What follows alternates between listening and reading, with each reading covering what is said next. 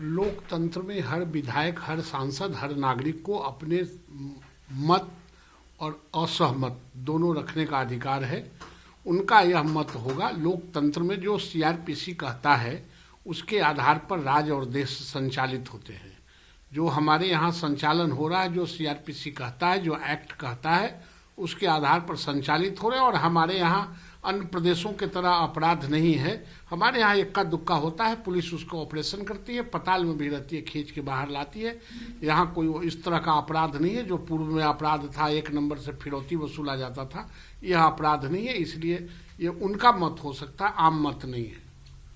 Samajwadi party की सरकार अगर यूपी में बनेगी तो ईवीएम मशीनों को हटाने का काम समाजवादी लोग करेंगे। उत्तर प्रदेश में भाजपा इतने फासले से हारेगी कि जिसकी आप कल्पना भी नहीं कर सकते हैं। समाजवादी पार्टी 350 से ज्यादा सीटें जीतेगी। उत्तर प्रदेश के पूर्व मुख्यमंत्री अखिलेश यादव ने यह बात कही। ऐसा है, हर सोया हुआ आदमी लंबा ख्वाब देखता है। ख्वाब देखने के लिए सोना पड़ता है, जगा हुआ आदमी ख्वाब नहीं देखता। अगर अखिलेश यादव भी सो के ख्वाब देख रहे हैं तो उनकी कोई गलती नहीं। हर सोने वाला आदमी ख्वाब देखता है।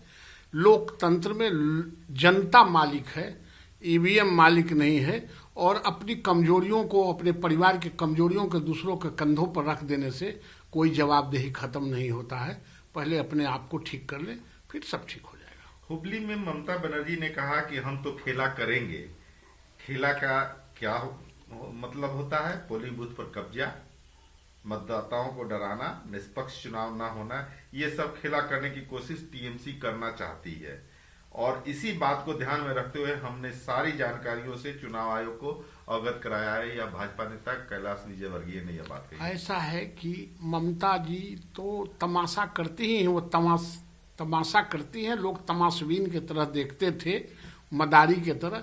इस बार उनका मदारी नहीं चलेगा और वो चाहे जितना पैर हाथ पटक ले, सरकार भारतीय जनता पार्टी की बनेगी। क्योंकि जनाधार वो खो चुकी हैं। जनाधार भारतीय जनता पार्टी के साथ है इस देश में, इसलिए हमारी सरकार बनेगी। यदि कानून जबरदस्ती धार्मिक धर्मांतरण पर जांच करने के लिए होगा तो हमारी पार्टी निश्चित रूप से इसका समर्थन करेगी। अगर कानून को लव जिहाद जैसे विशिष्ट शब्द के साथ पेश किया जाएगा तो हम इस पर चर्चा करेंगे। हरियाणा के उप मुख्यमंत्री दुष्यंत चौटाला ने यह बात कही है। वो उनके यहाँ कोई मामला होगा और जो सरकार चाहती है, जो सरकार जो बेहतर सोसाइटी को चलाने के लिए लगता है, उस तरह के सरकार व्यवहार करती है। दुष्यंत चौटाला अपना वहाँ सरकार में है और सरकार को अपना देखेंगे क्या बेहतर होता है। उद्धव ठाकरे के बाबरी विध्वंस की टिप्पणी के बाद सपा के अबू आजमी ने मुस्लिम मंत्रियों से महाराष्ट्र से मंत्रिमंडल से इस्तीफा देने को कहा है। उनका कौन बात मानता है? उनका तो अपने काला चिट्ठा खुल गया है।